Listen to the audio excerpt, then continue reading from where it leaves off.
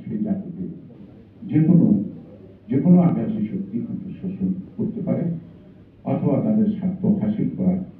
একটা অবহেলনা সৃষ্টি করতে পারে, যেটা ছিল ভারত বাংলাদেশে একটা অভয়ারণ্য সৃষ্টি করেছিল তার স্বার্থে। এবং এই যে মূল্য পাচার থেকে আরম্ভ করে লুটপাট সবকিছু, এমনকি মন্ত্রিসভার মন্ত্রী হওয়া, এমনকি আওয়ামী লীগের মনোনয়ন পাওয়া, সেটা উপজেলাই হোক বা চেয়ারম্যানই হোক, যেটা হোক, এক শ্রেণীর লোক দেখতাম যে ভারতে চলে যায়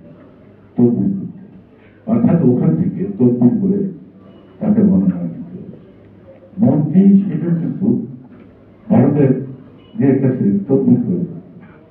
একটা ব্যাংকের এমনি কে হবে, চেয়ারম্যান কে হবে, সেটাও নির্ধারণ করতো ভারত। তাহলে শেখ হাসিনা ছিল একটা প্রথম সাল, কারণ তার ক্ষমতায় থাকা দরকার, সে ক্ষমতায় ছিল এদিকে আনন্দ, কিন্তু তার যে দেশের যে অস্তিত্ব, দেশের যে সৌন্দর্য বা সার্বভৌমত্ব,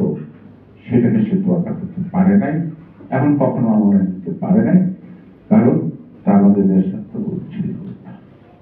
তার মধ্যে দেশ প্রেম ছিল, স্বার্থপ্রেমিক হতে পারে, গোষ্ঠীপ্রেমিক হতে পারে, তার বংশের ভাই বোন যে বিভিন্ন ধরনের তাদেরকে অর্থের পাহাড় করে দিতে পারে, কিন্তু মূলত কিন্তু বাংলাদেশের মর্যাদা কিন্তু উৎপন্ন করে চেষ্টা। আজকে আমরা যতটুকু আশাবাদী, কিন্তু আমরা দেখলাম যে এই মধ্যে কিন্তু আমার মনে হয় দিন সমান না হলেও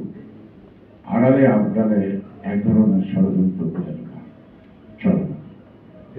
সেটা ভুলবশত না অজ্ঞাত কারণে, না এদের পিছনে কারণ আছে, সেই গুণদাতারা কারা, কিসের। এখন আমরা দেশ করছি, এখন আমি বলবো না বাংলাদেশকে আমরা স্বাধীন করতে পারছি।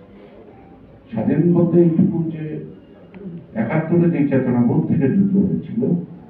সেই চেতনাবোধকে প্রতিষ্ঠিত করতে পারছি, অথবা আমরা সচেষ্ট হয়েছি আমাদের সেই চেতনাবোধকে সামনে রেখে রাষ্ট্র পুনর্গঠন, রাষ্ট্রের বিভিন্ন অনিয়মগুলিকে যে রিফর্ম বা সংস্কার বলে, তার মধ্য দিয়ে আমরা একটি পূর্ণাঙ্গ রাষ্ট্র ব্যবস্থা করতে যাতে যায়, সেই ব্যবস্থায় ফেরত যাব। এর জন্য অনেকেই নানা মত দিচ্ছে, বিএনপিও দিয়েছে, এবং এটা দেওয়ার পরেও আবার সরকারের আবার আলাদা একটা চিন্তা আছে, তারা সংস্কার